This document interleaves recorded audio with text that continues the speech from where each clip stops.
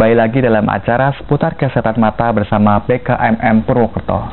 Baik pemirsa di rumah, bagi Anda yang ingin berpartisipasi, mungkin ingin berkonsultasi, bisa menghubungi kami di nomor 0281 777 1242. Ya, baik, kita langsung kembali obrolan kita sore hari ini, Dr. Dian dan Pak Faiz. Oke, tadi Dr. Dian juga sudah menjelaskan ya, tadi sudah menyebutkan juga mengenai ada beberapa profesi ya yang biasanya agak kurang memperhatikan kesehatan mata ya. Mungkin para petani seperti itu ya, beda dengan guru gitu ya, mereka lebih memperhatikan ya, lebih concern nih ya. Nah, Pak Faiz nih, bagi para profesi tertentu nih yang mungkin bekerja, misalnya kita sebut saja yang mereka yang lebih sering bekerja di depan komputer ini, Pak Faiz, apa ada kacamata tertentu nih Pak Faiz untuk membantu mereka ini, untuk melindungi kesehatan mata mereka ini Pak Faiz? Oh itu iya pasti, ada, karena ya? Selama ini kan kita sudah terbantu oleh yang namanya komputer satu, yang kedua yang sekarang lagi in kan gadget. Dulu zaman saya muda nggak pernah ada gitu kan. Nah makanya produsen lensa itu sudah menciptakan lensa yang sudah memasukkan teknologinya untuk bisa menyerap radiasi-radiasi tersebut. Tetapi perlu diketahui zaman semakin berkembang, produsen LCD atau layar atau apapun itu pasti juga sudah memperkirakan nilai radiasi yang akan muncul juga. Jadi kita matching antara lensa kacamata dan radiasi-radiasi yang ditimbulkan oleh LCD tadi. Mungkin agak sekarang lebih berkurang. Dulu zamannya tabung. Kalau Mas Budi menjamanin zaman komputer tabung di sana, itu radiasinya agak lebih tinggi ketimbang yang sekarang. Tetapi dengan teknologi yang sekarang agak lebih sedikit rentan karena ada munculnya sinar biru. Nah, ini agak bahaya juga nih, terutama buat anak-anak nih. Nah, kemudian satu lagi, karena sekarang pada pakai gadget, di gadget itu ada penyinarannya sistemnya back illuminated.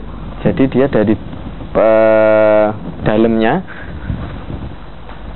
dia nyorot ke atas, ketimpa sama tutup LCD-nya itu.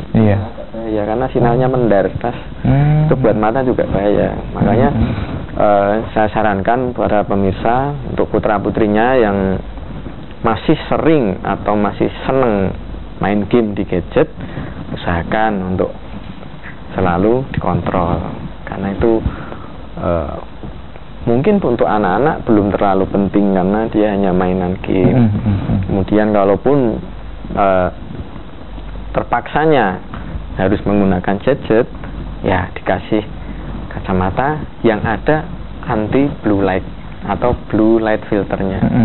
Udah banyak sekarang lensa-lensa yang ada blue light filternya, karena itu luar biasa. Nanti paparannya seperti apa, penyakitnya seperti apa, nanti dokter Dian yang lebih menguasai. Oh ini harus di seperti ini kan. Kalau saya sebatas kasih saran ini pakai blue light filter.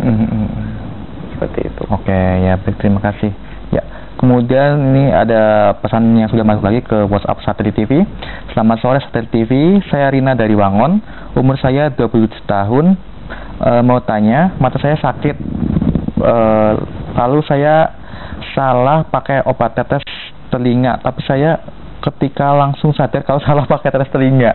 Oh mungkin ini kekeliruan ya, seharusnya kan ada obat tetes mata, ini tetes telinga ini yang jadi kesalahan. Lalu kemudian saya membasuh mata saya dengan air dan saya tetes dengan obat mata yang betul. Apa itu berbahaya ke depannya dok? Mohon dijawab, terima kasih. Ya, kadang-kadang memang ada yang pakai tetes karena memang botolnya itu sama ya, tutupnya sama-sama putih, bentuknya ukurannya pun sama. Kadang salah netes itu nggak apa-apa asal segera itu sudah betul tadi dibasuh dengan air, jadi kayak diirigasi, disentor air mateng.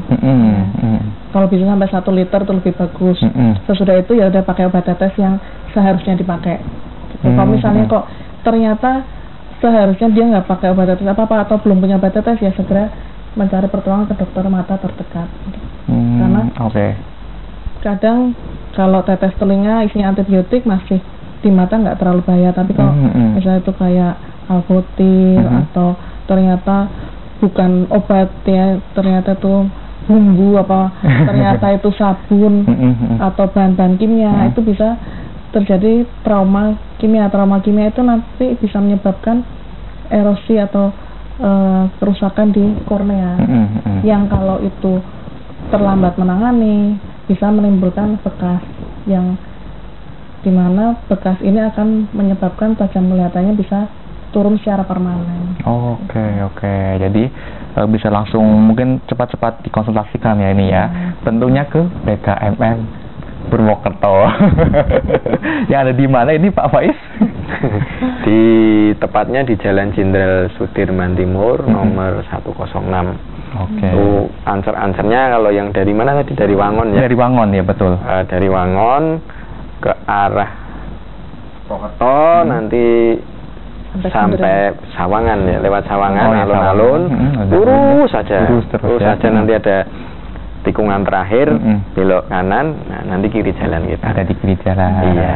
Oke, ya baik pemirsa di rumah, kami ingatkan kembali bagi Anda yang ingin berpartisipasi dengan kami bisa menghubungi di line interaktif di nomor 0281 777 1242 atau juga bisa melalui pesan WhatsApp Satelit TV, nomornya seperti yang tertera di layar televisi Anda. Ya, baik, kita lanjutkan kembali nih Dokter Dian dan Pak Faiz mengenai problem-problem mata ini ya.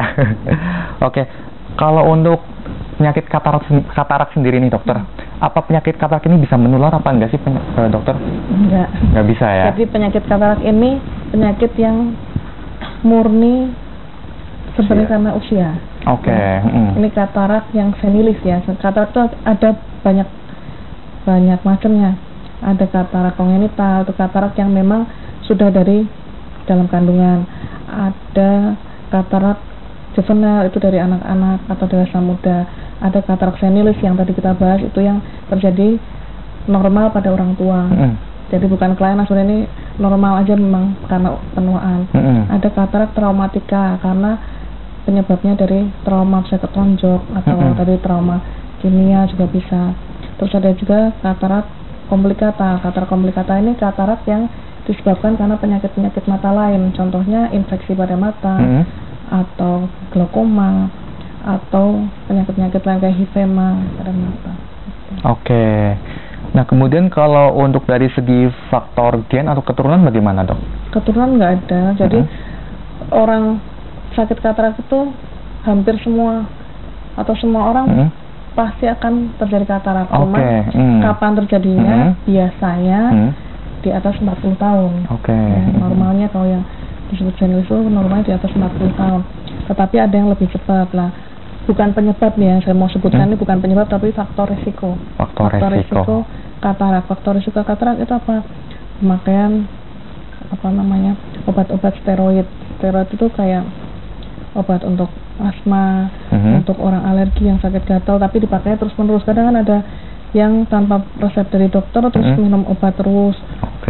Cuman biar gatalnya nggak kumat-kumatan atau supaya nggak asma. Padahal sebenarnya kalau asma juga kalau pas kumat aja perlu pakai obat, tapi kadang ada orang yang meminum obat secara terus-menerus tanpa mempedulikan peraturan pemakaian obat dari dokter. Terus paparan sinar matahari tadi yang saya bilang pada petani atau misalnya nelayan, itu bukannya mereka nggak memperhatikan, cuman ya mereka tahu kalau itu buram, cuman mungkin mereka kurang lebih cuek ya. Bukan cuek ya, mungkin mereka memang nggak pernah meriksa mata, jadi mata satu masih jelas sehingga nggak sadar. Tapi kan sebenarnya ini bisa dicegah ya. Paparan sinar ultraviolet itu di TV kan dari iklan tuh, serupai kacamata anti ultraviolet yang hitam itu. Ada kan TV yang iklan untuk nelayan-nelayan itu. Terus rokok itu juga menyebabkan, bukan menyebabkan, itu faktor risiko katarak. Jadi emang sangat banyak ini ya faktor resikonya ini ya dok ya. Nah kemudian dilanjutkan ke Pak Faiz nih. Pak Faiz, dari pengalaman Pak Faiz sendiri nih, kebanyakan ini mereka para pasien untuk terutama untuk anak-anak nih ya Pak Faiz, saya ingin tahu nih mereka lebih membutuhkan untuk lensa yang seperti apa sih Pak Faiz? Sebenarnya kalau anak-anak itu kebanyakan karena kultur Indonesia dan iklim di Indonesia, terutama di Asia itu kebanyakan miopi itu minus. Kebanyakan. Ya. Tetapi saya pernah dulu waktu saya masih di Jakarta praktek di sana, itu memang bukan orang Asia, orang luar itu usia 5 tahun itu udah plus 10. Oke, banyak sekali ya. Plus 10 itu bule. Karena kalau biasanya orang luar itu lebih intens untuk melihat kondisi kesehatan anaknya. Nah, kalau di sini kadang-kadang orang tua nggak terlalu memperhatikan ini anak mata kondisinya seperti apa. Nah, pesan saya nanti manakala ada anak-anak yang nonton TV, dia mendekat, terus disuruh mundur, dia nggak mau. Nah, itu ya. Kenapa? Ada dua kemungkinan, memang dia nggak benar kepengen mendekat, yang kedua kemungkinannya dia nggak kelihatan. Ya kan? Kenapa dia maju? Karena biar kelihatan. Nah, ini harus segera diperiksakan. Karena nggak kelihatan itu banyak faktor, bukan selesai di kacamata saja. Ada faktor-faktor lain kalau untuk anak-anak. Ya, baik Bapak Faiz. Ada banyak faktor, namun sebelum melanjutkan kita akan break sebentar. Jadi, pemirsa di rumah, kami akan kembali setelah pariwara berikut ini.